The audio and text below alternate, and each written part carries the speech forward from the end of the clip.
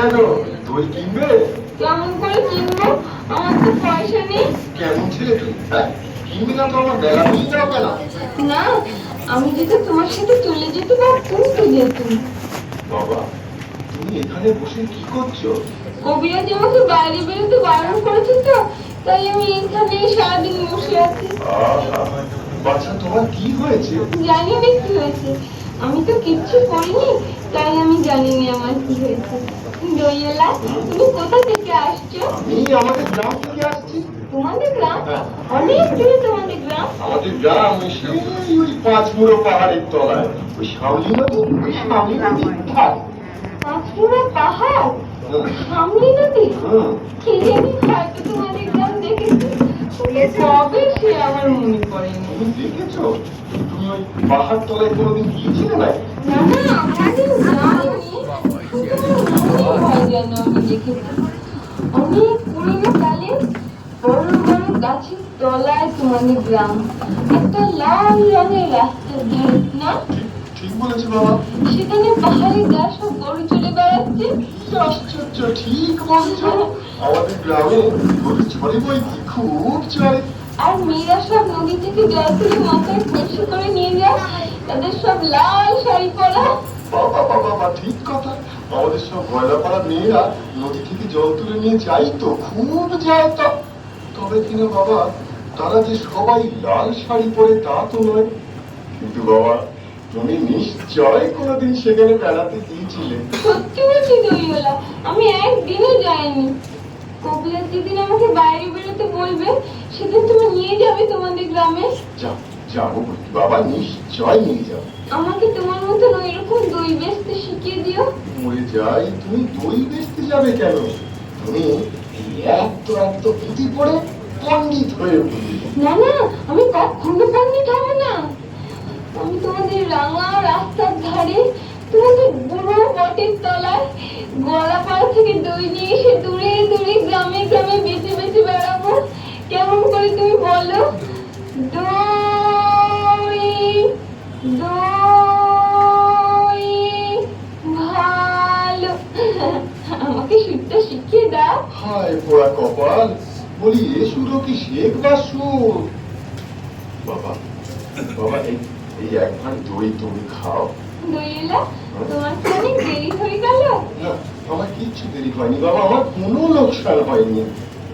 দই বেচতে যে কত সুর, সে আমি তোমার কাছে শিখে নিল। যাই বাবা। আচ্ছা। দই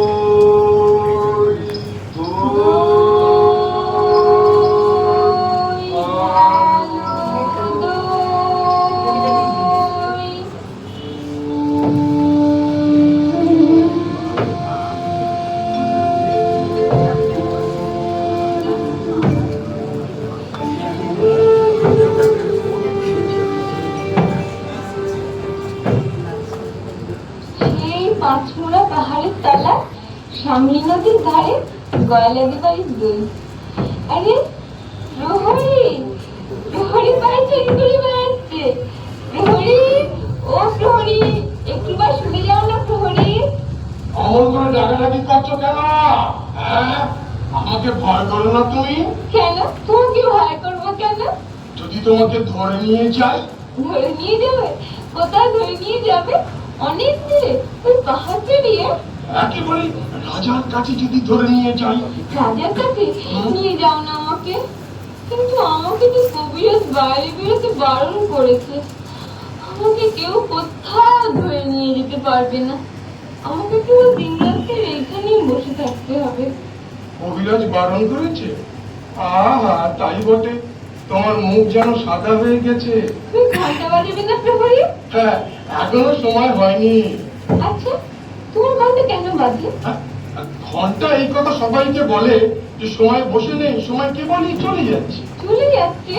কোথায় চলে যাচ্ছে? কোন দেশে? সে কথা কেউ জানে না। সে দেশ বুঝি কেউ দেখে আসেনি? আমার ভারী ইচ্ছে করছে ওই সময়ের সাথে চলে যেতে, যে দেশের কথা কেউ জানে না, সে অনেক দূরে। সে দেশে সবাইকে যেতে হবে বাবা।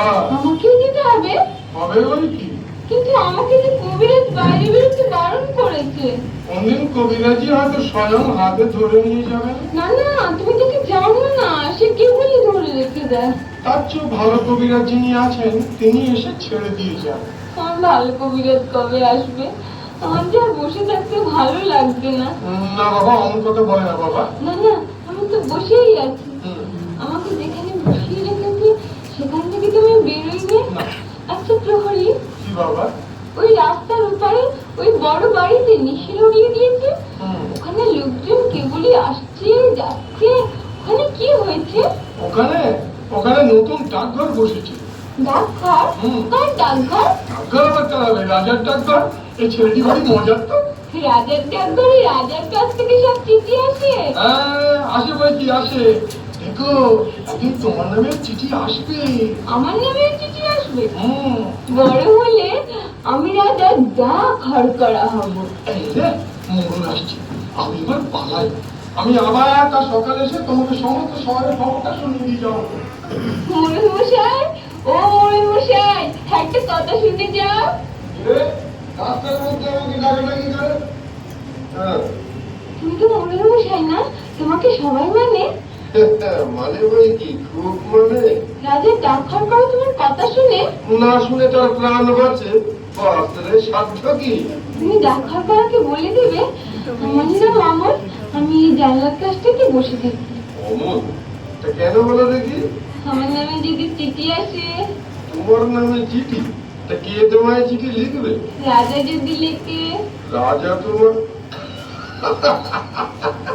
এ ছেলেটা তো কম নয়, রাজা তোমাকে চিঠি লিখবে। লিখবে বই। তুমি যে তার পরম বন্ধু, তো খবর পেয়েছি। এই কদিন তোমার সঙ্গে দেখা সাক্ষাৎ না হয়ে রাজা একেবারে শুকিয়ে যাচ্ছে। তো বেশি দেরি নেই, চিঠি হয়তো আজই আসে কি কালই আসে আর কি। মোড়ল মশাই, তুমি এমন করে কথা করছো কেন? তুমি কি আমার উপর রাগ করেছো?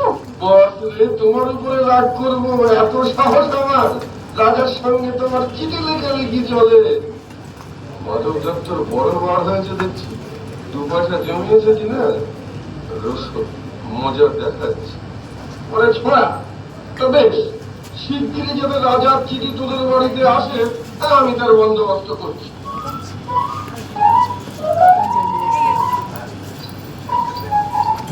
খেতেও ভাই ঝমঝম করছে, ঘুরতে চলেছো। একটু দাঁড়াও না ভাই। আমার কি দাঁড়াবার জো আছে? দাঁড়াতে বলেছে। তোমার দাঁড়াতে ইচ্ছে করছে না? আমার ওইখানে আর বসে থাকতে ইচ্ছে করছে না। তোমাকে দেখে আমার মনে হচ্ছে যেন সকালবেলাকার তারা। তুমি কি বলো না? আমি তো তোমাকে চিনি নে। আমি সুধা। সুধা?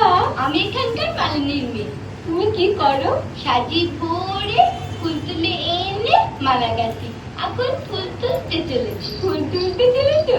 তাই তোমার পা দুটি এমন খুশি হয়ে উঠেছে। যতই চলেছে মার বাড়তে ঝাম ঝাম ঝাম ঝম ঝম ঝম। বেলা ফুল দিয়েছি, দেরি হলে ফুল আর থাকবে না। আমাকে একটু ফুল দিয়ে যাবে? ফুল অমনিতে কেমন করে দেবো? দাম দিতে হবে যে। দাম? আমি বড় হলে দাম দেবো। আমি কাজ খুঁজতে চলে যাব ওই ঝর্ণা পার হয়ে, তখন তোমাকে দাম দিয়ে যাব। আচ্ছা বেশ, তুমি তাহলে ফুল তুলে আসবে। আসবো আসবে। আসবো আসবো আসবো। আমাকে ভুলে যাবে না। আমার নাম অমল, মনে থাকবে তো?